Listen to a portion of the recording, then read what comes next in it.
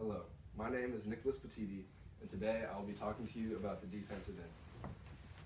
J.J. Watt, one of the best defensive players in the league, has had over 20 plus sacks in the past 2 seasons.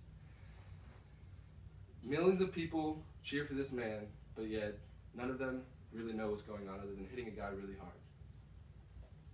Millions of Americans watch football every year, and yet only a small fraction truly understand what is going on.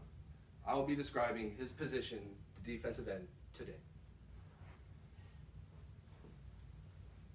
The defensive end keeps the ball in the middle of the field so that way it's easier for the outside to contain. They're the first point of attack when it comes to a run or pass. They either hold their ground or use their bull rush or speed to get to the quarterback, and a bull rush is just straight up strength to get back there. They have a certain gap to stay in, which is predetermined by the middle linebacker or the defensive captain, depending on the formation. You need to have a good 3-point stance or 4-point stance to be a good defensive end.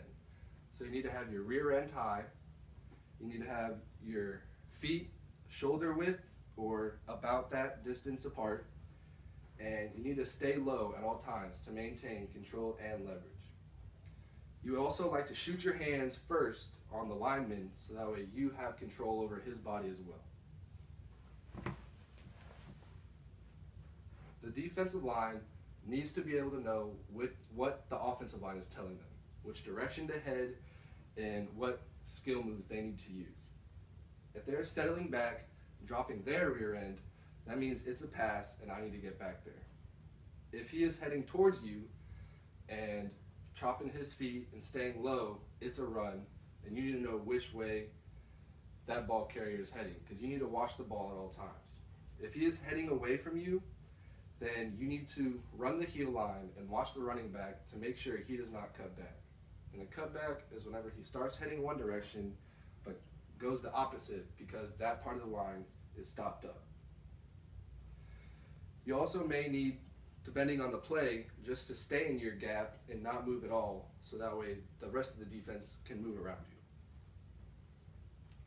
The defensive end uses his techniques, strength, and speed to control his end of the line. If he cannot do this, the rest of the team will rely solely on the offense. J.J. Watt has all of these qualities and more. Being drafted from Wisconsin, he knew that he would have to use these skills coming down to Texas, knowing that it is a big boy sport, and he knew this, and that's what made him the best in the game.